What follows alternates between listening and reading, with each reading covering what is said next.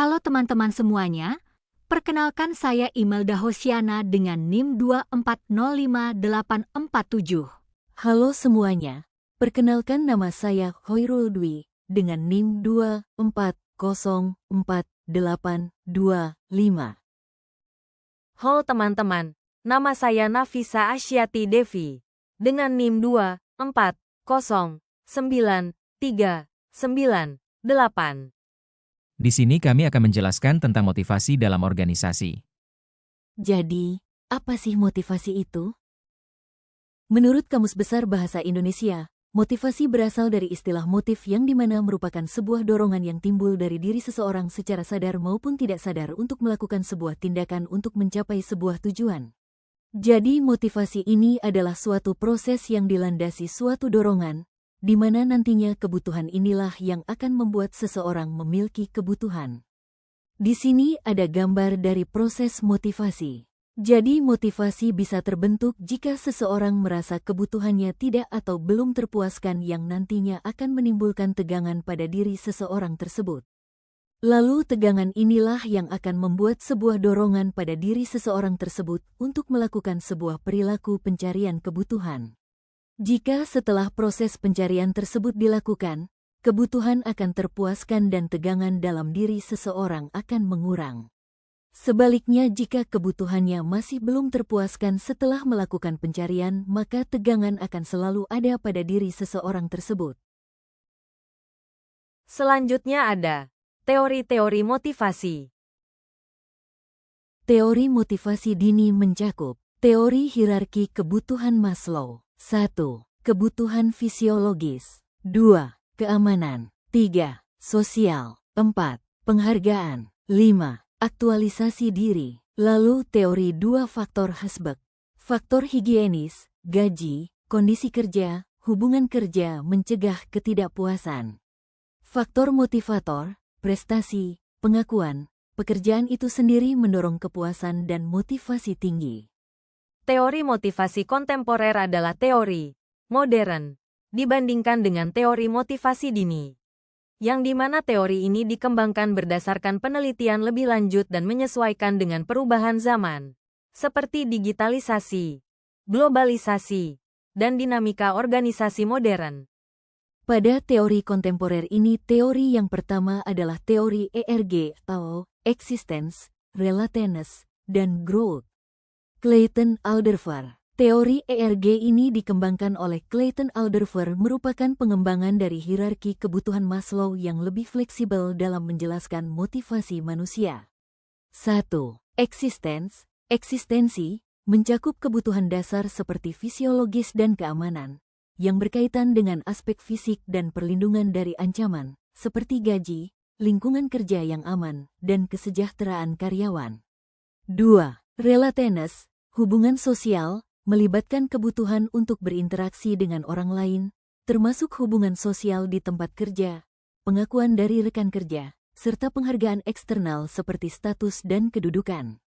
3. Growth, pertumbuhan, mengacu pada dorongan intrinsik seseorang untuk berkembang, mencakup kebutuhan akan pencapaian, peningkatan keterampilan, serta aktualisasi diri dalam pekerjaan.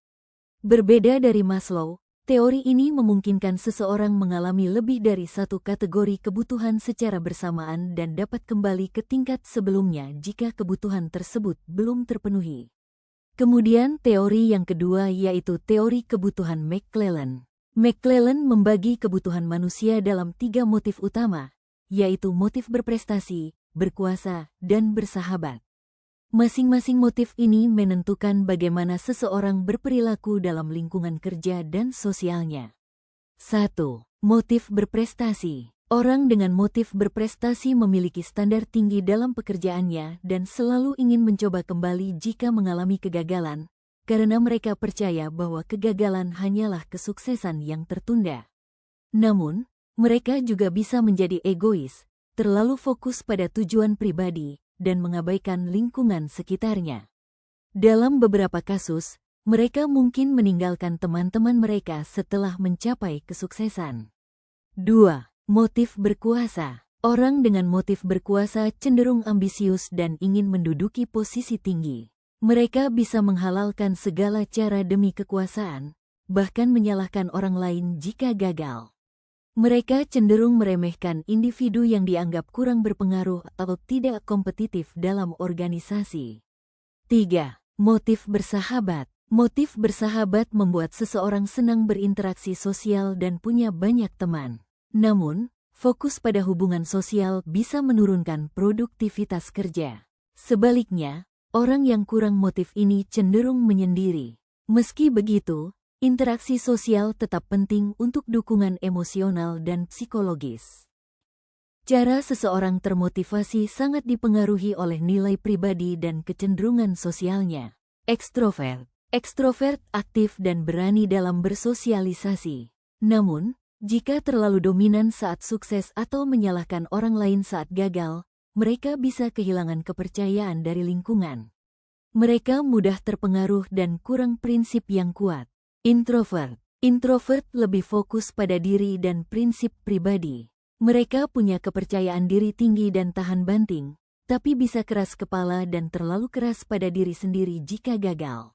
Kesimpulan, setiap orang memiliki kombinasi motif dan sifat unik yang membentuk cara mereka berinteraksi dan berprestasi.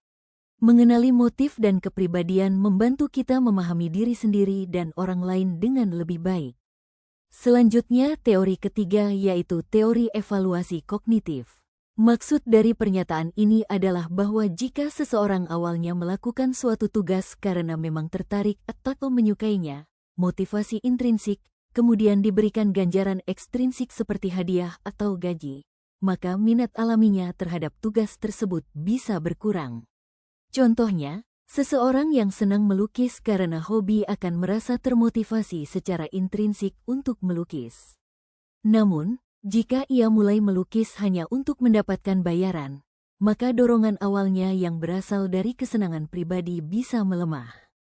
Ia mungkin mulai melihat aktivitas melukis sebagai kewajiban, bukan lagi sebagai sesuatu yang menyenangkan. Dalam dunia kerja atau pendidikan, teori ini menunjukkan bahwa terlalu banyak bergantung pada reward eksternal bisa membuat seseorang kehilangan minat alami terhadap pekerjaannya, sehingga motivasi jangka panjangnya bisa menurun. Selanjutnya teori keempat yaitu teori penetapan tujuan, Edwin Locke, 1960-an. Menurut Locke, tujuan yang spesifik dan menantang dapat meningkatkan kinerja seseorang. Ketika seseorang memiliki tujuan yang jelas, mereka lebih fokus dalam bekerja dan tahu langkah-langkah yang harus dilakukan untuk mencapainya. Namun, teori ini mengasumsikan bahwa individu harus memiliki komitmen terhadap tujuannya serta percaya pada kemampuannya sendiri untuk mencapainya. Tanpa komitmen dan keyakinan, tujuan yang tinggi hanya akan menjadi beban tanpa hasil yang maksimal.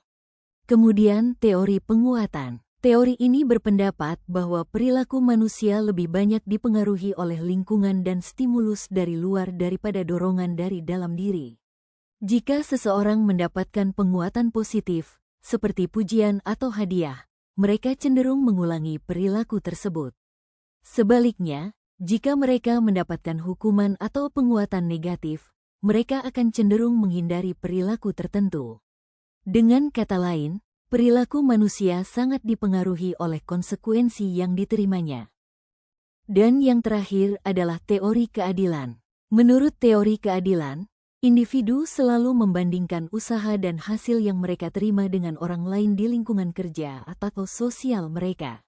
Jika mereka merasa bahwa usaha mereka lebih besar dibandingkan hasil yang didapat, sementara orang lain mendapat hasil lebih baik dengan usaha yang sama atau lebih sedikit, mereka akan merasa diperlakukan tidak adil.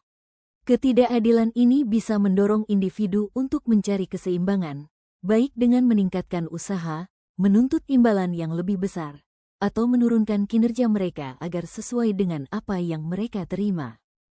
Penerapan motivasi dalam organisasi memerlukan kerangka yang tepat untuk mendorong setiap individu berkontribusi secara optimal. Pemimpin bertanggung jawab mengimplementasikan motivasi guna mencapai tujuan melalui mobilisasi sumber daya manusia. Kemudian motivasi ini sangat berperan dalam membangun hubungan emosional, profesional, dan intelektual antara pemimpin dan anggotanya. Efektivitas kepemimpinan dalam organisasi dapat diukur dari kemampuannya dalam memotivasi anggota untuk mencapai tujuan bersama. Motivasi dalam organisasi. Motivasi adalah tanggung jawab pemimpin untuk mendorong karyawan bekerja secara optimal. Pemimpin harus memahami kebutuhan dan potensi karyawan agar bisa memberi dorongan yang tepat.